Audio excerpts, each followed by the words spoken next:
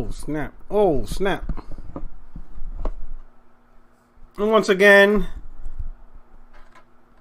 the host of the show is fashionably late. I'm like Bruce Wayne. I show up in a helicopter while everybody else is partying. I just show up. What's going on, my friends, my family, my fellow gamers? Looks like I'm going to have to hold it down. Dolos. Rock is starting once he finishes Biome 3.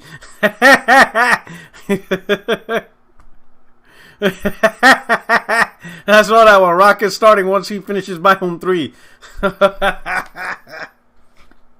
Oh, snap. What's up? Of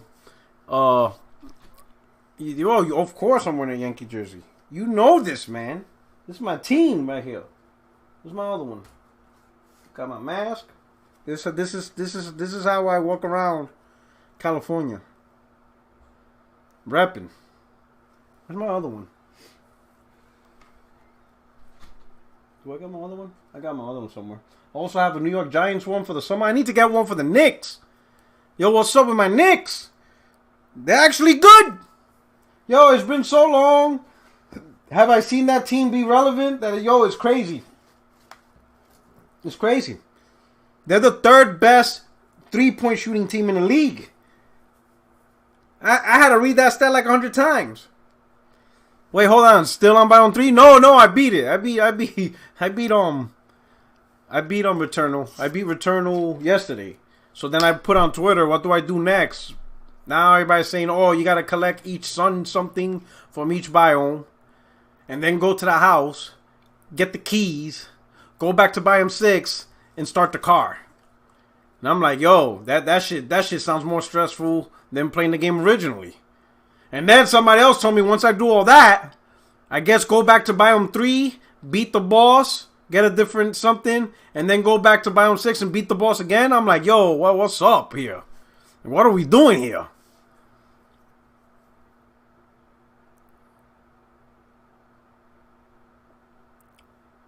The 25 exclusives or the 25 exclusive first part? I mean, we can. Could be a topic if interesting enough. First, I gotta have the guys show up. You know what I'm saying?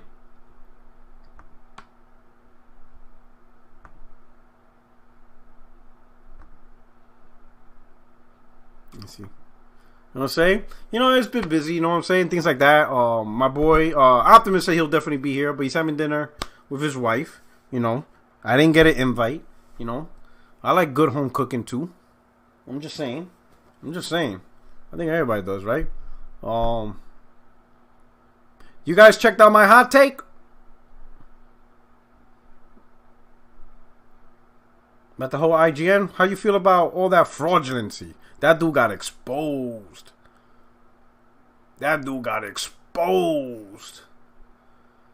Yo, that shit is crazy, bro.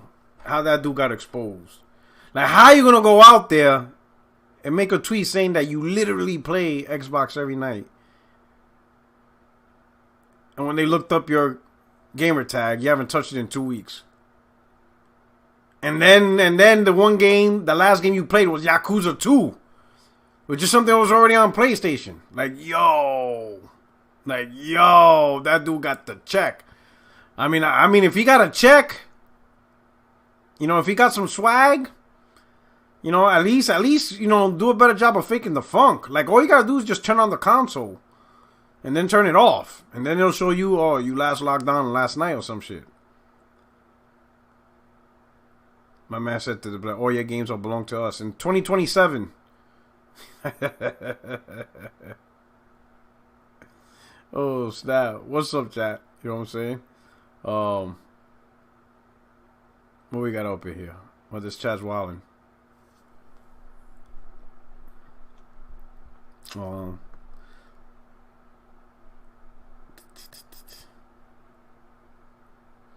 I just need to beat the game one final time. So collect the Sun Crest, whatever you want to call it, and then do the house.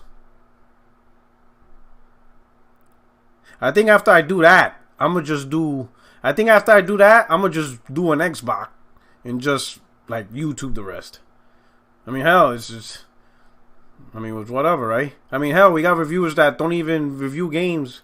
I mean, don't even beat games before they review them. So that's just the type of world we live in. Andrew, 2012able.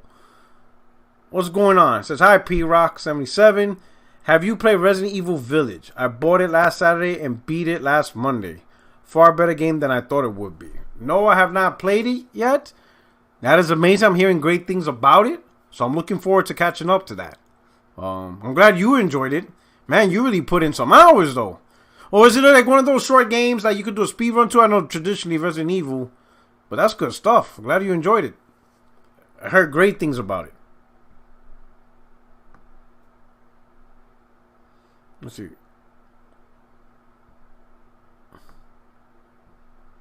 Who we got here? What else? What's up, chat? Everybody's just chilling up in here. I'm trying to hold it down long enough for my crew to get in here.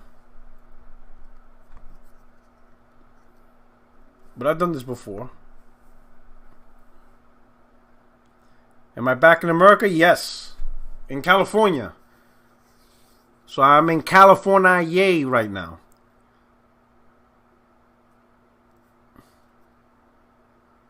That's right. We Pegasus now. There ain't no ponies no more. That's over. We ascended. Last generation, we were ponies. Now we're Pegasus, okay? Gran Turismo, Gran Turismo is now an Olympic event. You could get PlayStation gamers coming out with gold medals. They could win gold medals by being a PlayStation gamer. We are among the Olympic gods now. We're among the Olympic gods. PlayStation gamers now walk the pantheons of champions. My man said your crew's MIA like Xbox exclusives. Oh shit. That ain't no lie. I think my boy Jay Barry is getting a booty call. I think my boy J-Dub is distraught at Ratchet and Clank potentially going to PC. Optimus having dinner. Craig, I don't know. Craig, you know what Craig is doing. He's playing Mass Effect.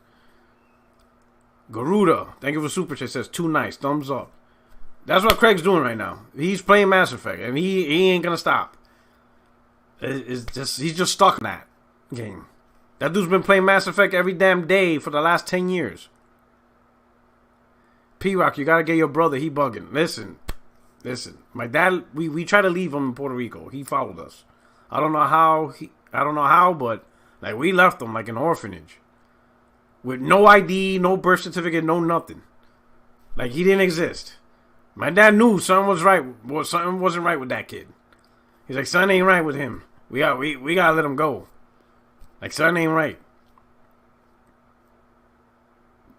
Like when we try to baptize him, the saint statue started like crying blood and shit. We're like, whoa, wait a minute. You know what I'm saying? Like, what the hell's going on here? You know what I'm saying? You know, you got the priest. He dipped his hand in holy water and burned him. Like, whoa. Like, yo, we seen the movie. What's that movie called? The Omen. Yeah, we seen this before. Put this dude in an orphanage. Let it. Yo, we gotta be out. Leave this kid alone. Son ain't right. I don't know what happened, but my little brother ain't right. We saw the signs. He just followed us. He said, your dad knew he was a genius. No. Let's see what's up. Oh, my God. Everybody just chilling. Let's see. Yeah. I'm going to have to start the topics. I'm going to just get in the topic and let them jump on.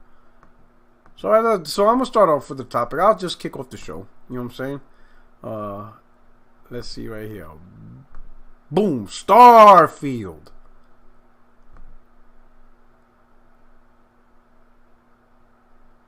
Hope I don't trigger anybody. Now, I said this before, right? From the moment Microsoft bought Bethesda, I told y'all their attempt is to make their games exclusive to platforms that support Game Pass, Xbox, and PC, right? A lot of people weren't trying to hear it, you know, because and some reasons. All right, Logic Worlds. Yo, P-Rock, keep breaking these bots' necks, son. One love from the BX, bro. That's what's up. New York State of Mind. Oh, thank you for the super chat. Thanks for rocking out. Now, a lot of people try to use the logic of, well, they have to make money. They didn't buy to lose money. And there is a fair point talking about the money you make from the game sales on PlayStation. But you have to fundamentally understand, Microsoft bought Bethesda to boost up their own ecosystem. That's the investment. That's the reason why they got them. It wouldn't make sense to buy Bethesda for, what, $7.6 billion? And the game still goes on PlayStation. I mean, for that, they didn't have to do anything at all, because all those Bethesda's games was going to end up Xbox anyway. And to say that Microsoft bought Bethesda just to get into the multi-plat business of making games for PlayStation, that doesn't really make sense. Ultimately, they're trying to bolster up their library. It's clear that notice when Microsoft bought Bethesda, now Xbox first party got a little oomph to it, right? Before Bethesda, you know, everybody was like, yeah, you got 343 Coalition, Turn 10, and you bought Ninja Theory, Compulsion Games, and like there was no oomph to all the things they bought. Bethesda gave them oomph, and that's what they needed, right? So I said, I think I did a tweet like back in March. I said, hey, if you want to guarantee and play Bethesda games, you got to get a PC on Xbox. That's just a reality. And me, I already said 100 million times that the next gaming platform I'm gonna get to complement my God Station, my Pegasus Station 5,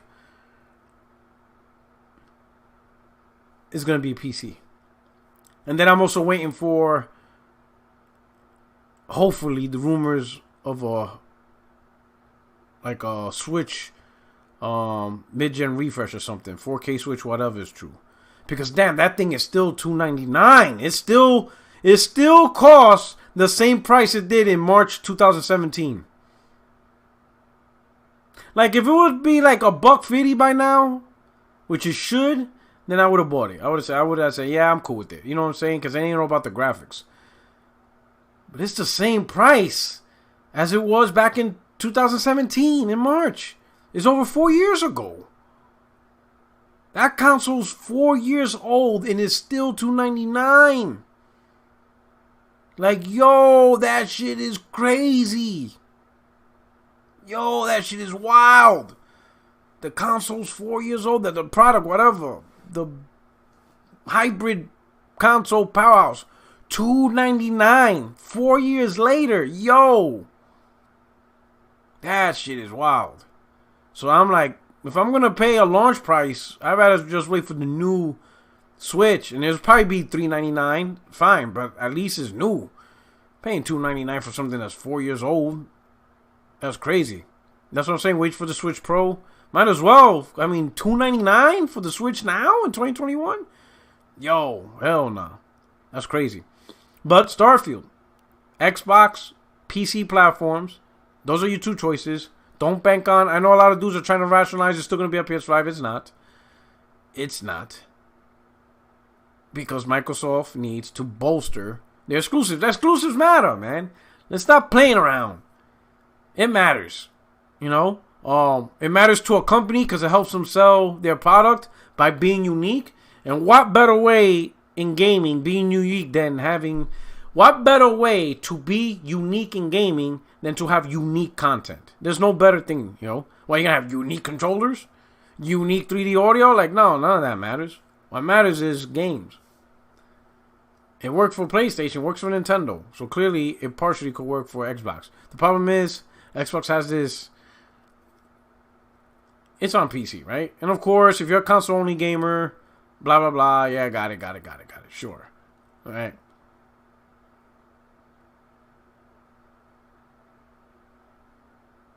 But anyway, it's like I was saying, exclusives to the company matters because it's a selling point. But a lot of people don't fundamentally understand why exclusives is good for the consumer. The reason why exclusive is good for the consumer is because when you buy your console, you buy that specific product, an exclusive game made for that is taking advantage of the hardware you just purchased. So if you bought a PlayStation, like for example, people are paying $499 for Xbox Series X, no game will be built specifically for that console to fully take advantage and be built for that console. It's never going to happen. Every other product has to be in consideration. You know, sure, sooner or later they're going to cut the umbilical cord of last gen, and you don't have to worry about Xbox One, One X, or One S anymore. But they still have to worry about, sadly, Series S and various PC architectures going down to the minimum spec PC. PlayStation 5 exclusives, you ain't got to worry about that. There is no minimum spec PC to worry about.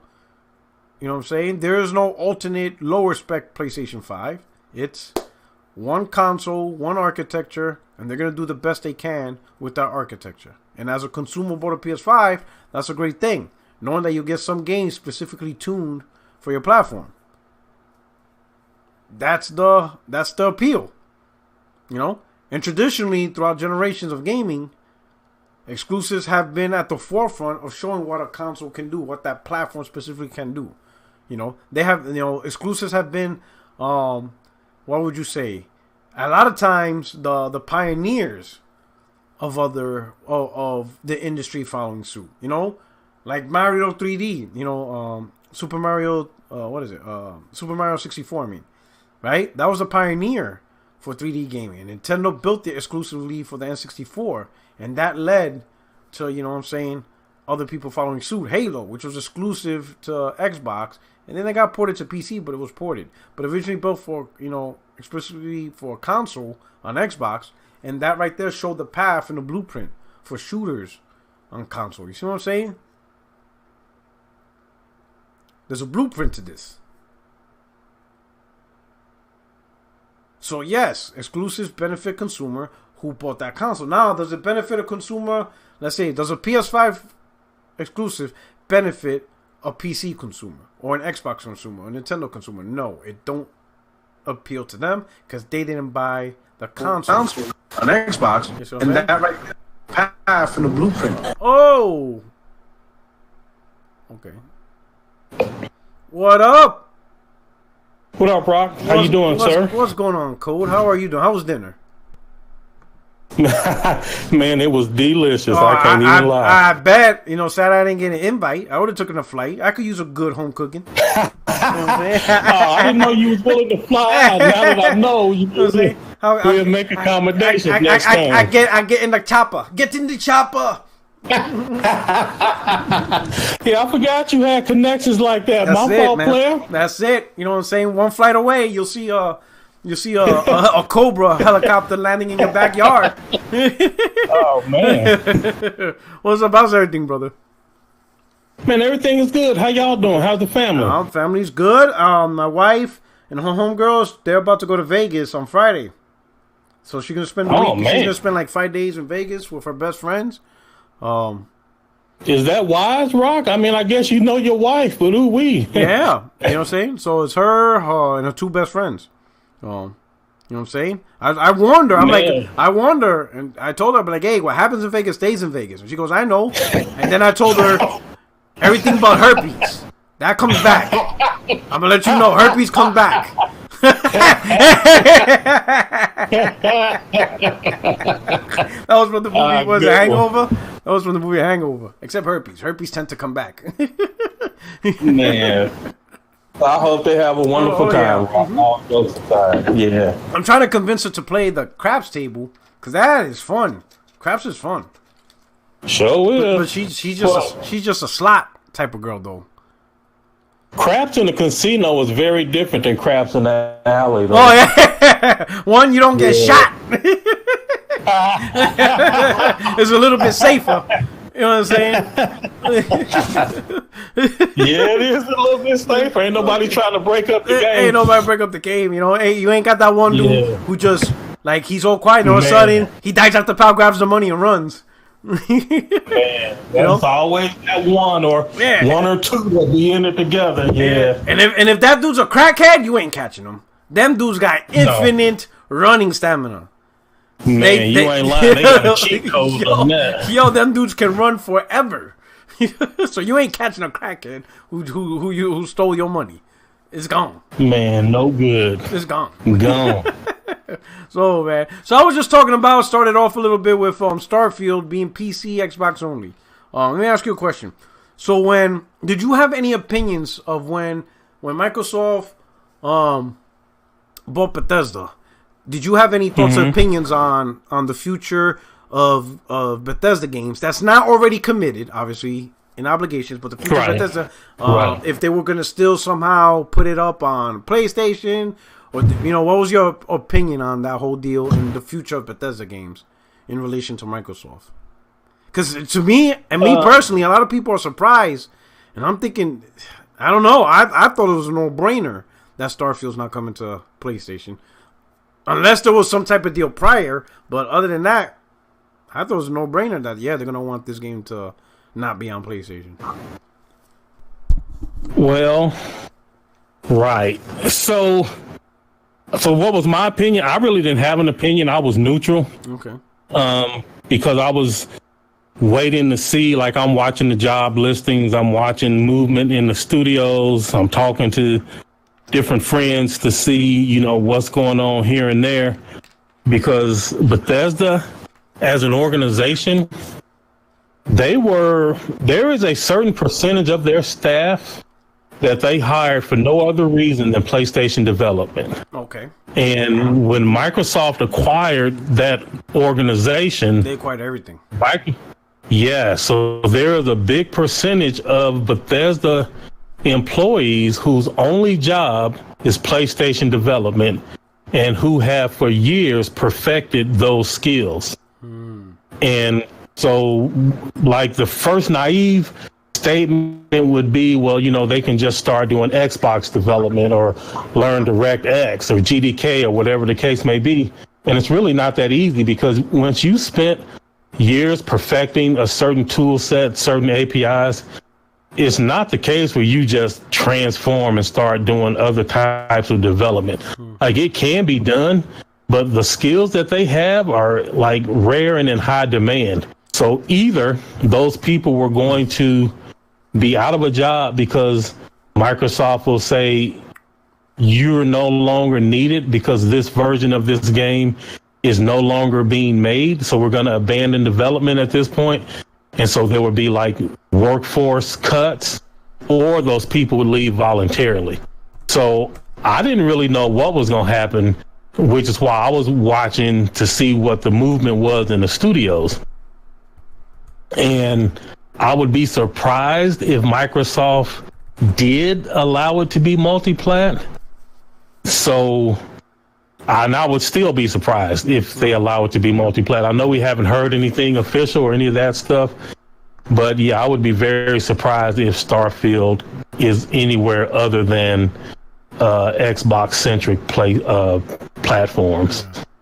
You brought up a good point. I didn't even think about that. I know I always said that you bring up a good point about developers already there specifically for a specific platform, right? As a separate team. Because I always said that when people be like, oh, you should buy Rockstar, or they should buy Square Enix. I'm like, well, hold up.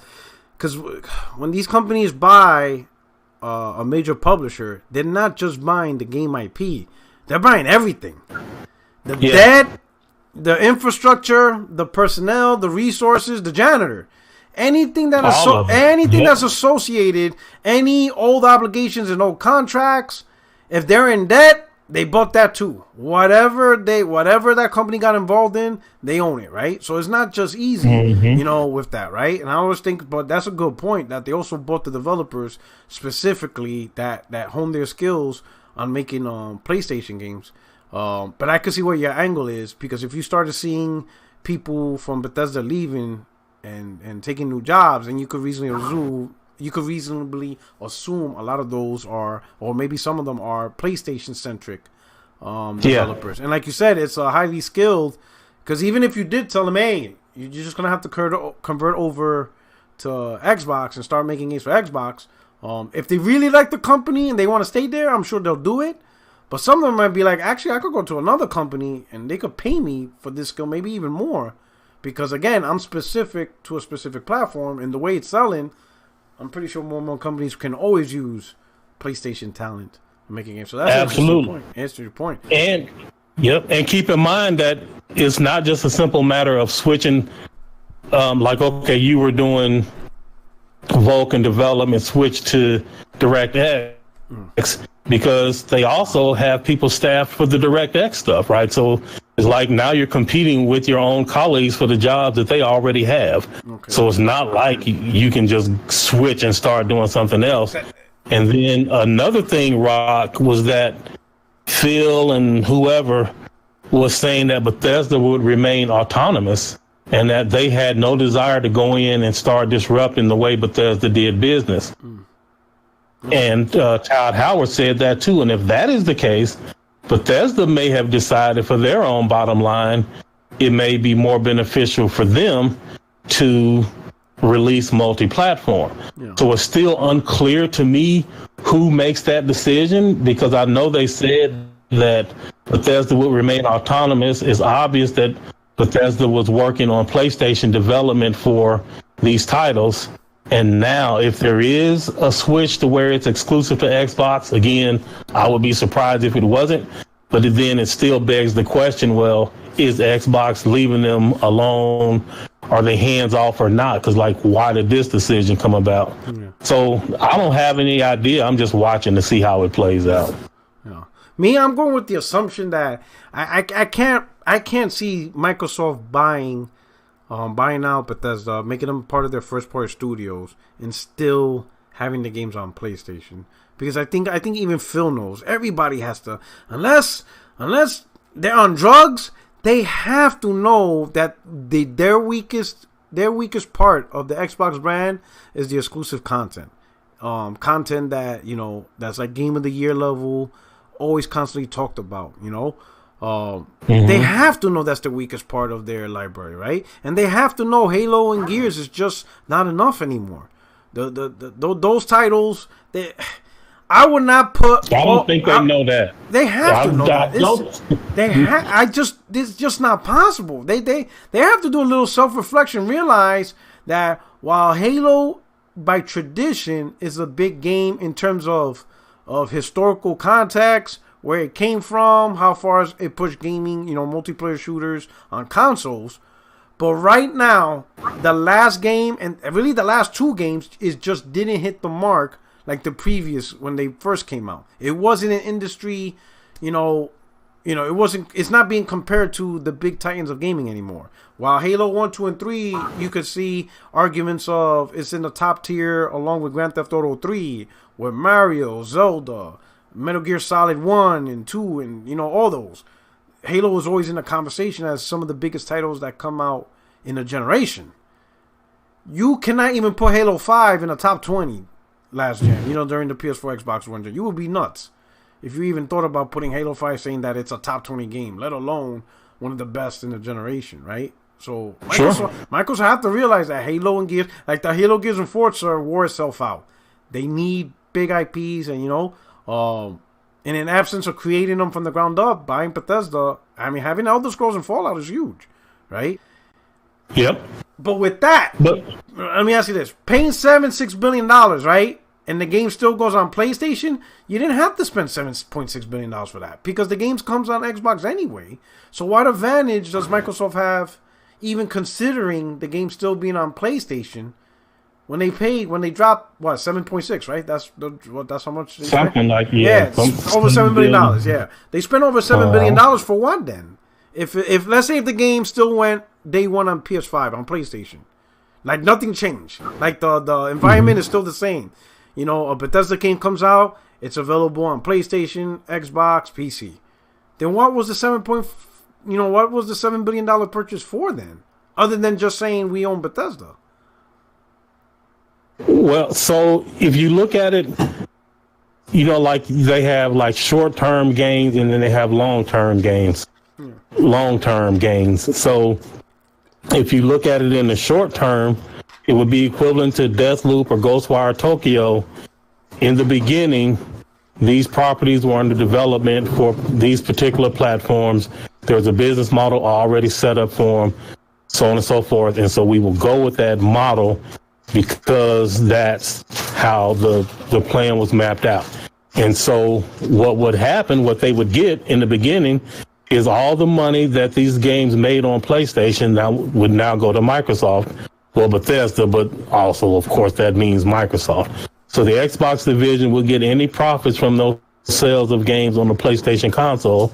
They could do better deals and whatever for Xbox itself. And then any future IPs that had not started development under that business model could then be brought into the Game Pass family and could have a different model that matches how they want things in Game Pass. So what they would gain immediately is all the profits from the sales of the games. And then what they would gain in the long term, obviously, is more content for Game Pass that is exclusive. Okay. Also, potentially, because you could say, let's say, for example, if before the purchase, they already spent the money making the PlayStation version, so they might as well recoup it. But all future titles... one train of thought, yes. Yeah, so because the money's already been spent, right? And if they don't release the PlayStation version, right, depending what platform, let's assume it's also a cross-gen title. So all that money spent on developing, paying the developers, Q&A testing, all that stuff would just be down the drain, which would then make it even harder, I would assume, to recoup that money, because now you're putting the onus on Game Pass, Xbox, and PC to recoup all that money spent, right? So I can maybe see that angle, right? And then all future titles that had no PlayStation investment, those are exclusive to Game Pass. So I could see that. I could see that there may be a business sense of not losing money already invested that they already put towards the PlayStation version. If Starfield falls under that, I can see that. Sure. The one thing I don't see, and I think maybe this is a way to sacrifice or whatever, is, well, they could make money on PlayStation by selling the games. I mean, that logic applies vice versa. You know how much money Sony would make if they put Spider-Man on Xbox? Like, it would be huge. Right. It would probably be, that game will probably outsell any of their first-party games. It will outsell almost any other first-party games easily. Sony could make a killing if they put Spider-Man on Xbox, right? I think what people are forgetting is the real money is trying to get that consumer to buy your platform, to buy your Xbox. Because that's when the real money begins. Once you own the platform in the house, the real money is not the sale of Starfield. It's the sale of everything else that you get from when a person buys Xbox. Exactly. Right? So so Microsoft, sure, they'll lose out on PlayStation money by not having the game on PlayStation. But where they hope is the few people that decide, I gotta get me an Xbox. You know, all these Bethesda games are going to be on PlayStation. I'm going to rock with Xbox this gen. Now you're talking about more than just Bethesda games being sold. You're talking about the Call of Duties, the Maddens, the 2Ks, Grand Theft Auto 5 Remake version 5. All of those sales will now be, all of those sales will now be part of the Xbox ecosystem. And that's where the real money is made. The real money is made is in all the additional content. Instead of buying a PlayStation 5 Cosmic Red controller, they're going to buy the Xbox controller, Xbox headsets. They're going to subscribe to Game all the Pass. residuals. Everything. Yeah, exactly. Yeah. It's the residual effect of the decision of choosing one console over the other. Because now you're talking about long-term just doing things on that platform. Whatever. Okay? So that's what I would say, yeah. So, and I agree. And that's why I'm saying, like, I don't know, because each way makes sense. It just depends on what they're after. And so I want to go back to the Halo thing real quick. They may agree that Gears is not, as big as it once was, but I don't think that Xbox is convinced about that with Halo. Like, they wouldn't spend $500 million on it if they thought, okay, well, it's not really in that top tier no more. I think they're doing everything they can to try to put Halo back on top. So we'll see, Rock, but actions speak louder than words, so we'll see. Okay. But back to the Bethesda, PlayStation, and it's not even just Starfield, right? It's like whatever games had already started under that business model. But I have talked to several people, and they seem convinced that there is no way that Microsoft is going to allow any of these properties on PlayStation other than the ones that they've already been obligated to contractually, and that they even may be trying to break those contracts to the best of their abilities, but it might be like too expensive to buy out those contracts. So like we don't know, but people that I'm talking to who are in the know, they would be very surprised. And one of my guys is telling me that like Microsoft is not playing; they investing for the long haul. They not worried about Game Pass. They not worried about lack of sales, none of that, because Microsoft, the parent company, can subsidize anything that Xbox is doing and is willing to do that for as long as it takes to get Xbox back on top. So no matter how much money they losing or no, like they don't care. We can handle it. This is nothing to us. Get Xbox back where it needs to be. So if that's true, there's no telling how much Microsoft is willing to, write off because they got the backing of Microsoft. So Xbox might just be willing to say, we're breaking this, we're breaking that, we're breaking this, we're breaking that. Everything is coming to Game Pass. Okay. All right, so Guapzilla made a comment. If the money's in buying the console, why has no Xbox console ever turned a profit? Man's delusional now. Oh, I don't know. Man, see, I don't know how to explain this. You know what? I do. And I'm going to show you. I'm going to show you, Guap. I'm going to show you what I'm talking about. Okay. So, you see this? This is Demon Souls, an exclusive. Pretend it's Spider-Man, because I think it's better. I don't have my Spider-Man case, because I loaned it to a friend, but pretend it's Spider-Man, because that's a true exclusive. So, because of an exclusive, you buy this. Now, the real money in getting this in your house is this. Buying 2K, buying Assassin's Creed, buying Madden, buying FIFA, buying Call of Duty. Now, notice how many games.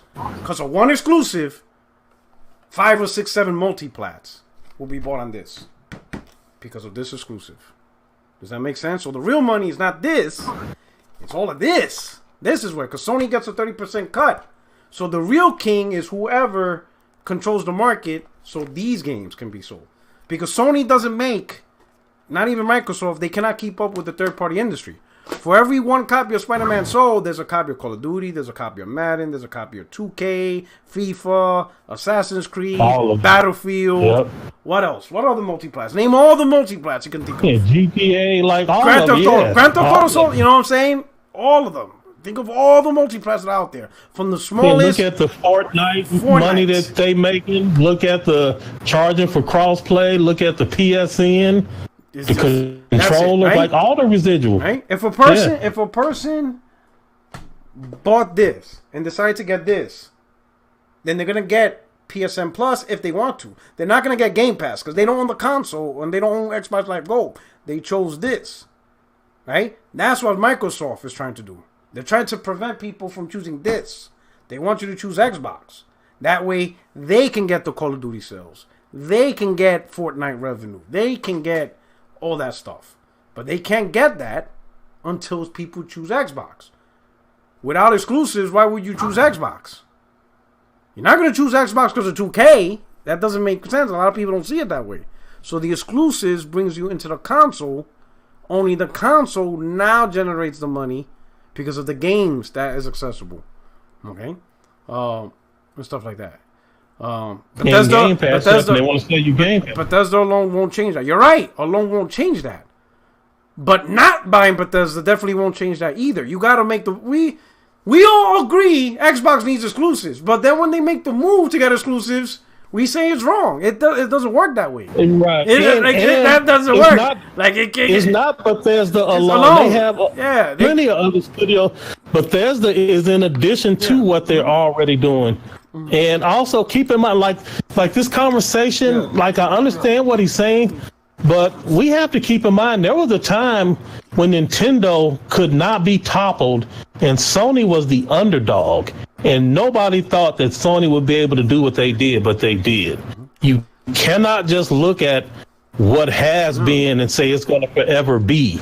That is not the case. You have to... Sony would be a fool to ignore everything Microsoft is doing and say, we don't have to worry, business as usual. Sony is... I heard some stuff. Sony is not playing. They see everything that Microsoft is doing. They have a strategy, and they are determined they are not going to lose their market position. And the reason that they... and we're going to benefit. Y'all will see, it's going to be so much good stuff for us as gamers, but it is because Sony recognizes we cannot stay the same. We have to match this, and we need more output, and they not playing. And Microsoft is not either. And so what happened over the past few years, those lessons learned is what is causing them being Xbox. The lessons that Xbox has learned over the past few years is what is causing this more aggressive approach from them now. So it is not enough to just say this is the way it's been for the past 7-10 years. That has nothing to do with now. Mm-hmm. Yeah, I mean that's just the reality, Xbox has to make moves, right? I think certain decisions and certain focus Microsoft could have done better. I think they could have done a better job of trying to get games available earlier. Maybe have some launch titles for the Xbox Series X. Yeah, they was really banking on that Halo. Yeah, they put all their eggs in one basket. There's some really bad looks, optics, in my opinion. I mean, when you launch a next generation console, whatever. I personally don't believe the advertisement or the aggressive campaign of playing old games is a good look, in my opinion. I know you see in the Xbox community they're using it, but I personally think it's a bad look. I think most people looking at it like, are you serious? Like, you really hyping playing Watch Dogs? Like, a lot of people look forward to next generation consoles because of the new games. The primary reason, on consoles at least, isn't how good an old game will look. That's not a pulse. Cool that Xbox is doing that, but when you get the feeling that's the main selling point at this point in the game, like 6-7 months after launch, I think most people are looking at like, what the hell's going on over there?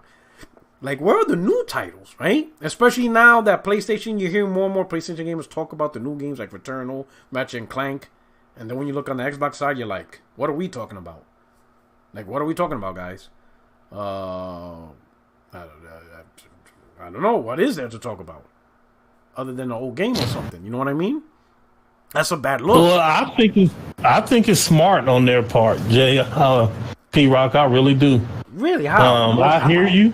Well, because again, so they put all their eggs into one basket, the Halo basket, and so that's falling through. So they needed to delay it for a whole year, like it wasn't even a couple of months, right? Like it's a whole year. So they released the console in November, and all the way to November of that next year, they would have nothing to talk about.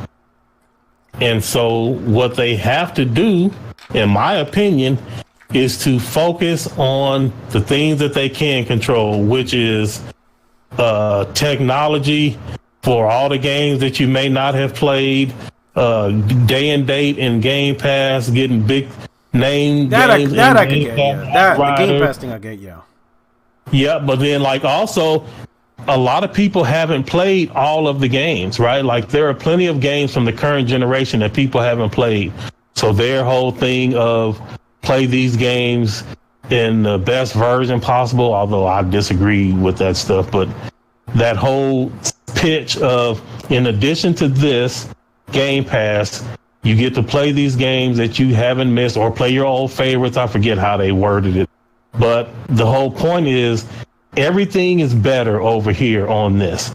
They are not bringing up the lack of new content, but their message is very strong. The content that we do have, you can get the best of it over here and this value. And I think they sort of need to do that because if they talk about their weaknesses, I think the weaknesses are too big. So they're doing a Don Draper. They're changing the conversation to focus on their strengths. And right now, that is better than being silent until Halo Infinite comes out. So, all right. So let me address one point and come up with an alternate scenario. But first, the Hatsuma says that's true engagement. That's why install base is so important. All influenced by hardware sales. Exclusive content makes the platform attractive. Yeah, exclusive content makes any platform attractive. That's like platform. That's like the heart of the whole experience. Also, Hatsuma, thank you for super chat. I love the competition for market leadership. That is true. So here's the thing with your point. With that, right? Let's say you brought up a point where a lot of people did not play those games. So let's dive into that statement, right? So if you bought an Xbox Series X, right? Unless you're like my baby brother who never owned an Xbox before at all, didn't have a 360, didn't play Xbox One, right? So so Xbox Series X or Series S, depending who you bought, is your first entry of your Xbox, right? But the majority of the people who are buying this is the actual fans, the day one adopters, the guys who want the Xbox now, right? So those gamers most likely already own the Xbox One and the Xbox 360. If those games weren't on the radar to be played when they came out for that specific gen, then what real value does those games have a gen later in terms of after you just paid $500 for a new console? You know what I'm saying? Like, for example, there's PlayStation 4 games I haven't played, right? I don't see those games that I avoided. Not, you know, and this is just me. Again, I'm just looking it through the lens of my own eyes. I don't see how a game that I wasn't really interested in playing while I had the PS4 for PS4, but now I'm interested in playing it after paying a new $500 on a new console. I just don't see myself being excited for something on the PS5 when I wasn't really excited for it on the PS4. Now, I understand there's thousands and 10,000s of games, right? So there's no way you can play every game. I get that, right? But the games I avoid are the ones I really don't care about. Like the games I really want to play, I'm going to play them. The games I didn't play, chances are I really don't care because other games took priority. Now I got a new console ushering the next generation. The games that I always put aside and never bothered to look at is now the go-to game for a new generation of gaming. I just don't see that as being a big thing. Now you're starting to sound like Hard 8 a little bit. Because I see that as, okay, maybe 15,000 people will care about that. Ain't no 10 million, 12 million people doing that. I don't see that. I don't see how something that was not, I don't want to say irrelevant, but not a big deal, is now a big deal 4 years later at an extra $500. So, Rock, the thing, in my opinion, now this is just I know. I mean, we're just discussing opinions looking through our own lens. All right. So, in my opinion, the problem with your opinion is you only have two categories. You have the games I really like and the games I avoid. And I don't think that is, well, for me, that's not natural. And a lot of the people that I interact with is also not natural. There are at least three categories. It is the stuff that I'm really hyped about. There's like a day one purchase. Then it's the stuff that I will wait to go on sale. I'm interested in it, but not at full price. So like I'll wait around. And then there's that third category, which is stuff that I don't want. In that middle category, there's a lot of stuff that you just simply lose track of because, so if you get like another tier 1 game came out, so it pushed that tier 2 game further down the list. And like there are games that I plan on getting to right now that Hard 8 swear up and down that because I haven't played them already, that means that I'm really not interested. And that is not true.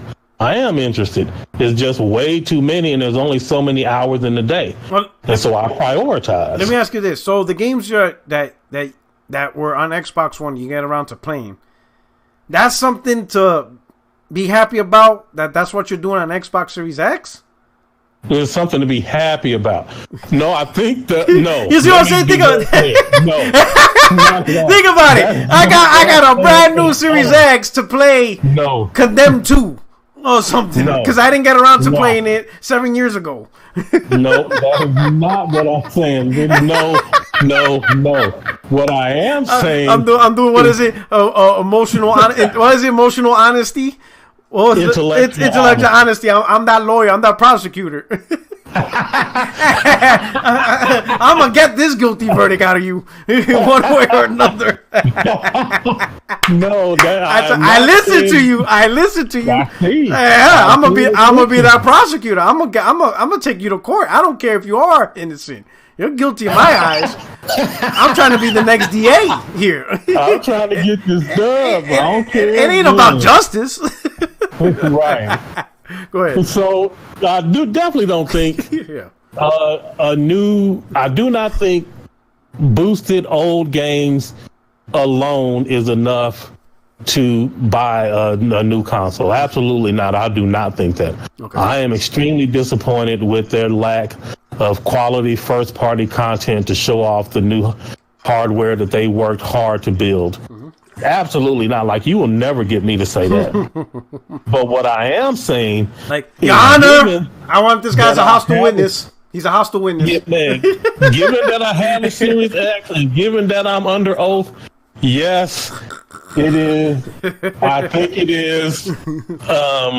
If I'm going to get around to these games that I didn't get around to yet, yes, it is a nice feature to be able to have some graphical and frame rate updates to those games when and if I get around to them.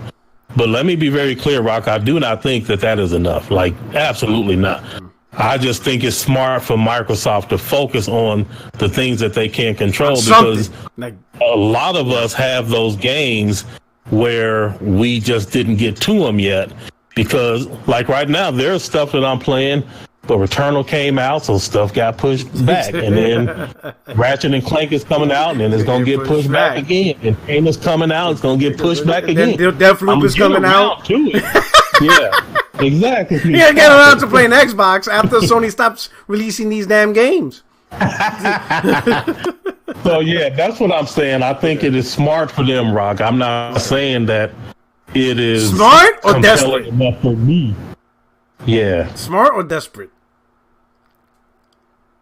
Both. I think. I think it's both, right? Like, I need a yes. I need a yes or no answer only, please. Well, you can't. You said smart or desperate. I got it. Yeah, I know. Yeah. But yeah, I think more smart than desperate. But I'm not going to front like there's not some desperation in it. I think that they worked hard to come up with a marketing message based on Halo Infinite not being ready. Okay. Shout out to Freddie K 582. What would you do? Oh, that's what I say. Shout out to Freddie K 582. Xbox equals bad management. Stop my excuse, folks. Agree. Definitely agree. Freddie. Agree. Yeah, just stop with the excuses. Don't make excuses for this company. You know. Let's see what else we got. So Freddie, you right now, Freddie, if you right now today was the boss of Microsoft and they gave you the job right now today, what would you do? Like, what would you do to move the Xbox brand forward? Given that all these things have already happened in the past, what would be your first move as CEO of Xbox? Like, they have to do something. Okay, so me, let's say they fired Phil. And they put me in a position. I don't know anything. I don't know what decisions were made. My first question I would ask is, what games is our first part developing? And in what shape or form are they in to be shown? Because my first priority would be like, listen, I would learn from the playbook of Sony. If I have to show a game 3 years out, that's what I'm doing. I don't give a fuck if it's not ready for 3 years. I need to have the conversations on the first party games. Sony did it. Mm-hmm. They were more than happy to show games that wasn't coming out for a good 2-3 years, and that strategy worked because what that did was that gave people an idea of what we were cooking. So the fundamental idea of what the hell is Xbox? Are they doing anything? I got rid of that narrative. You've seen the games. I'm showing you, even if it's just a trailer. Sure, people could be like, "Oh, but is that real gameplay?" I don't give a damn. Hold on, sir. Hold on. So you would find out what they are. So you would have a meeting. You would find out everything that's in the oven and what's what. I will see how bad. I will see how bad this mess is. Okay. I'm gonna be like, all right, how much of a disaster are we in right now? Do we got anything ready? If they tell me we ain't got shit ready, I'm gonna be like, oh my god. Okay, so let's go with the first one. Say they gave you some stuff that ain't that bad. When are you gonna get that information to the public? So you know it, but now when are we gonna know it? Are you gonna just start? No, me as fat. Yeah, hell yeah. I'm gonna trickle maybe 1 or 2. I'm gonna do like a sizzle warm up before E3. Give 3 or 4 games during E3, and then maybe if I can a little winter sizzle. Right before November, which is the biggest holiday shopping month. Constantly remind people these are the games we have in development. That'll be my first step. If you know. Now let's go the other way. Now say it is all bad and ain't nothing almost ready. So then the second person, I'll be like, okay, first party, developing person, like this is your responsibility, right? He goes, yes, you're fired. Second and third party, that's what you're fired. Because clearly I don't need you. What the hell you been doing for 5 years? The hell you been doing? Like, I'd be like, what is it, Matt Booty? He's in charge of first party? Yeah, pack your shit, you're fired. Obviously, listen. Obviously, if they called me in, something's not right. So I'm gonna figure out who I need, who I don't need. If I'm in, I'm not gonna keep the same team Phil did. No, I'll be like, yep, you're fired. Go pack your shit. Okay. Next, second party relations, and then he's gonna be stressing. I'll be like, what do we have planned? And then he's like, oh, we kind of messed up. Nobody was focused. I didn't get the funding because this was all right. I'm gonna leave you on, but this is what I need you to do. I need you to get on a plane and fly to every, close party person that dealt with us on a personal level and find out what projects they have. I'm going to give you funding, and I'm going to make those games at a minimum time exclusives for a year. They don't even have to be Game Pass if they don't want it. But whatever I could do, I need those big AAAs from those close partners. Got it? And he'll be like, yep. And then I'll stare at him like, and you're sitting here, why? Why are you still sitting here? Like, do you want me to get the plane tickets for you? Like, get the fuck out of here! Move! Third party! And then that dude's gonna be like, you know what? I quit. I'm like, good! You made my job easier. Who wants his job? And then, somebody will step in the seat. I'll be like, I need you to go after third party, find out what new projects are out there from various things, right? And let me know what they have out there. Again, same thing. I want to pay for time exclusives. They don't have to be on Game Pass if they don't want to. I'm open to it. But we're going to open up on books. Oh, we don't have the funding. We don't have the funding? Hey, controller guy, yeah. How much money we gave you for controllers? Oh, you gave me $50 million. Yeah, you ain't got that no more. There you go. There's your budget. No more controllers. Hey, are we making any more headsets? Yeah, we got some planned. No, we don't. No, we don't. We got no more peripherals. You're done. In fact, shut that facility down for the next 6 months. No more. All that money's being rerouted to second and third party. Because that's all we got right now. And that's what I would do. That would be the next thing. We got to do that. Go. You're still sitting here, aren't you, third party? I got to buy the plane tickets for you, too. I got to do that. Go. Now, let me find somebody that can actually get first party going. You know what I'm saying? And that's what I would do. That would be my main focus will be the games for my own first party studio, second and third party, and see what I got to do to buy timed exclusives, whatever I can do, Shit, so, this whole WB meeting, I'll be like, hey, get me with the CEO of Warner Brothers and Discovery Channel. I gotta have a conversation with them. Like, yeah, like, you know what I'm saying? Okay, but that's what you're doing. So now, the same as in the previous scenario, what would we know? What would you tell the public? Would you wait till E3? No. See, let's be honest. Does waiting for E3 really matter anymore when it's all digital? Like, if I were to show you a trailer, or let's say if there was a trailer for Naughty Dog's next game, right? The new IP. Does it really matter if they show it at E3 or if they show it in August? When it's a video that's most likely on YouTube? Doesn't really matter. When you say it doesn't really matter, what do you mean? To impact you personally. You saw let's say you saw Naughty Dog's new trailer at E3 versus you saw their new trailer in August. Does it mean any difference to you? At home. I mean, overall, no, but I do like it where there's just a time of the year where we can get like the biggest gaming news. I do like having that. So you like E3, but I'm saying from the perspective of seeing Naughty Dog's new game doesn't mean anything to them. Probably not really. And that's what I'm saying. So like for me personally, if I was if I took over for Xbox, I don't give a shit about E3. That's not my problem. But you ain't got no games. That's exactly. That's my goddamn problem. Right. Everybody be like, what about E3? So what are you gonna tell the public? So I'm gonna do. You ain't got no. So right now, that will be my first steps, right? And then after that, I'm gonna do what Jim Ryan does. I'm gonna go on Wired, Wired, Newsletter, whatever, and I'm gonna talk about the moves I'm making. Hey, we're talking with second party. We're talking about third parties. We're gonna get timed exclusives. I'm telling people, we're getting timed exclusives. I ain't gonna lie. You think I'm gonna sit here and be like, well, I don't like to gatekeep games? Fuck that. Xbox gamers, we getting some time exclusives. I'm buying. I'm opening up this bag. I'm going around the industry. We getting some games, and you're gonna play on my Xbox and PC, obviously, because I can't turn that around. You know what I'm saying? I am doing that.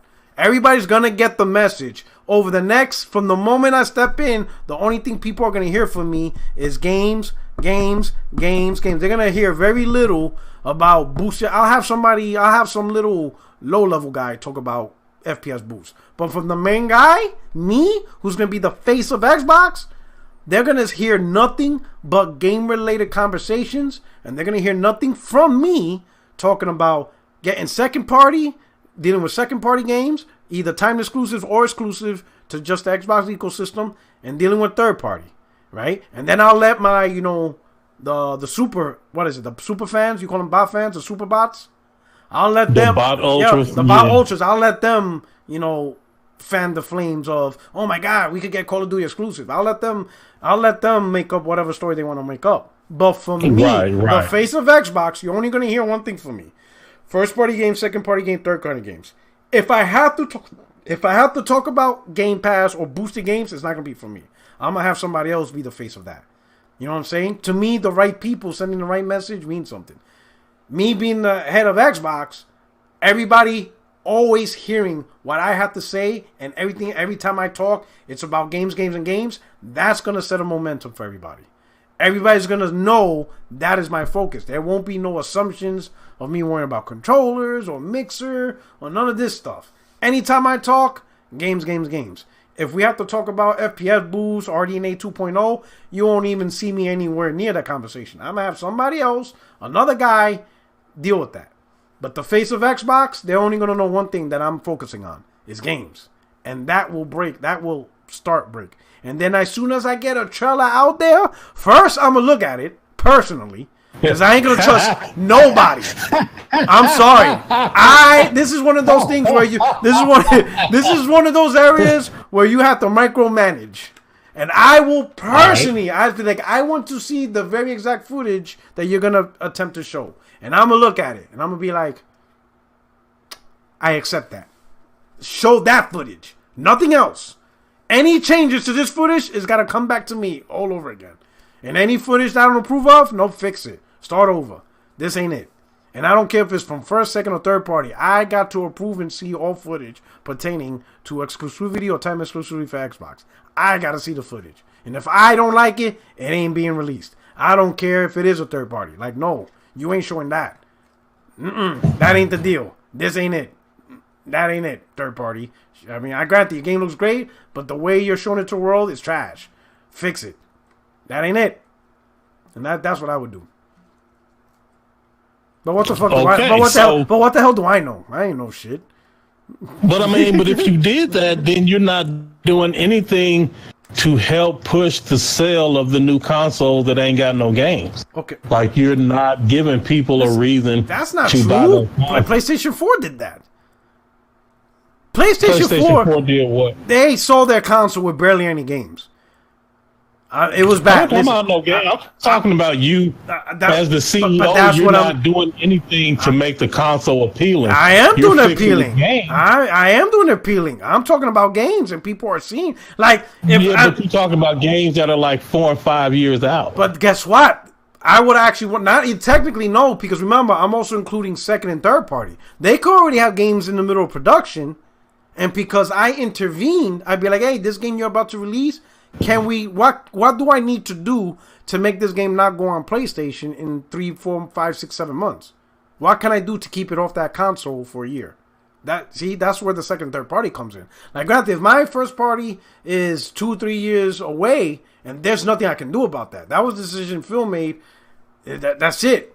And I fired my booty. That there's nothing I can do about that. But what can I do is the guys I do hire or have still working for me. Go out there, talk to second, third party. What do they have in production now? What's coming out within the next 5 to 6 to 8 to 9 months? All right. And so then what do I gotta do? What do I gotta do to keep that game off of PlayStation, even if it's time? During all of this negotiation, what is your PR message to the public to get them to invest in your console while you're doing all this negotiating? Oh, the message I'm sending is this: you're gonna get all these banging games only on Xbox and PC. Obviously, the PC conversations, whatever, I'm always gonna get trolls. But at a minimum, the console guys that are nervous about Xbox not focused game because there's bad optics, I'm gonna show them, and then hopefully with these second, third party deals, when they see these games come out and it's not on PlayStation because it works, even though they're timed exclusive works. Oh, sure. I'm not talking about that. I'm just saying you still have to sell consoles while you setting this all up. Yeah. But you haven't addressed, like, you have not said any PR message. All of your PR messaging is hinged on the success of these deals that you're trying to make. So I'm asking, in the meantime, what is your message? Why should people buy your console? That's no different than what Jim Ryan did. He just made a statement of, oh yeah, we got 25 exclusives in the pipeline, and everybody went wild over that. That's when was the last time you heard Phil Spencer talk about that? We don't even know how many exclusives are actually being made, to be honest. Like, we don't have, and that he, technically speaking, Phil Spencer has not officially said we have X amount of games and X amount are new IPs. He has not given us a number. Absolutely. You know what I'm saying? Herman Holtz specifically said we have 25 first-party IPs. And then on top of that, the third-party relations guy on top of that says this is not including third-party. Wait till you see what third-party has for us. You see what I'm saying? That's what I'm talking about. That's what I'm talking about. That's what that dude I will hire. I want that third party guy. I don't want you. You're fired. Sure. I want that guy. Somebody call that guy in PlayStation. Tell him to come Team Xbox. Because that's what I want. I get that. You see what I'm saying? I get that. But when you take over Xbox, you don't have none of that stuff. So you're trying to get this guy, and all of the stuff that you're doing is going to take time. Yeah, and in the meantime, but by time it's like by time it's like 5, 6, 7 months, right? 7, 8 months. Because like I said, I'm going after products that's already in development. I'm not asking third party. I get that. Stuff, right? I'm just saying, now, what are your Xbox commercials are gonna say while you're doing that? Oh, so my Xbox commercials right now it's fucking only showing the same shit that we got right now. Like there's nothing I could change. But there's nothing. No, but there's no. I don't because I could have some low level guy talk. Okay, what you gonna do? When I'm talking, I said what I'm talking is going out there in interviews and strictly just talk about all the games I'm attempting to get, working with second parties and third parties and stuff like that. Right, so, that's you but I'm saying your commercials, your Xbox. There's hardly any. I'm watching ESPN. How many commercials of FPS boost do you see? Well, I'm just saying. I don't see no commercials of FPS boost. You know what I'm saying? When you think about it, yes, that's exactly. It's the conversation. A lot of stuff that's happening is really just conversation in Twitter. Hey, well, no, they Twitter account, then they post them little ads. That's what I'm saying. It's just little weird shit, right? So you can do that with talking about second party, third party, right? And like I don't even know. I don't even know if Xbox is even doing that, other than what they can get for Game Pass. Like me personally, I think Phil is doing the second, third party conversations, but specifically for Game Pass. If he can't get on Game Pass, then he's probably not interested. Like I don't think Phil is interested in a timed exclusive from a company, but they said, but we don't want it on day one on Game Pass. We just want it. We'll put it on Xbox, but not on Game Pass. And I don't know if he's willing to do that, unless it's like a super big game, like Grand Theft Auto or whatever. But any other game that if they would have been like, yeah, we're not interested. We're cool with Xbox PC only, but we're not really cool with day one Game Pass. I think Game Pass is a huge focus. And I'm making an assumption. Absolutely. I'm making an assumption, but I think he's at that point where if you're not willing to talk to him about putting the game they want Game Pass, then he's probably not going to have a conversation. Me, I would be the opposite. I could go either or. Just get me something that's not on PlayStation. That's it. I want a game that's not on PlayStation, so that way people can see my platform as the attractive platform to play these games. That's my goal. What can I do to get these games away from PlayStation? That's my sole purpose. Get as much as I can away from PlayStation as possible to give my first party developers enough time to get these games presentable and get them released. So you just gonna let the console sell itself while you doing all your wheeling and dealing behind the Well, scenes? no, and I'm talking about wheeling and dealing. You'd be surprised. Listen, everybody listen. They got a picture of Phil Spencer on the goddamn thing. Are you kidding me? Believe me. That was a joke, man. I talked to some people about that. That was a joke. All right. I'm just saying, that shit is just funny. Like, I would not have done. I understand it's a joke, but I would not have done that because, like I said, a picture says 1,000 words. I'm with you on that. You take a still image that speaks for itself. So I don't think he thought that through because I kind of guess he's making fun of it, but other people think it's real. They think like, holy shit, like these dudes really got a picture of Phil Spencer right next to his wife. I'm like, yo, that shit is funny. Like, and you can't control the narrative. Like, you can't control the internet narrative. That's impossible. The Ruham, what's good, P Rock and Code?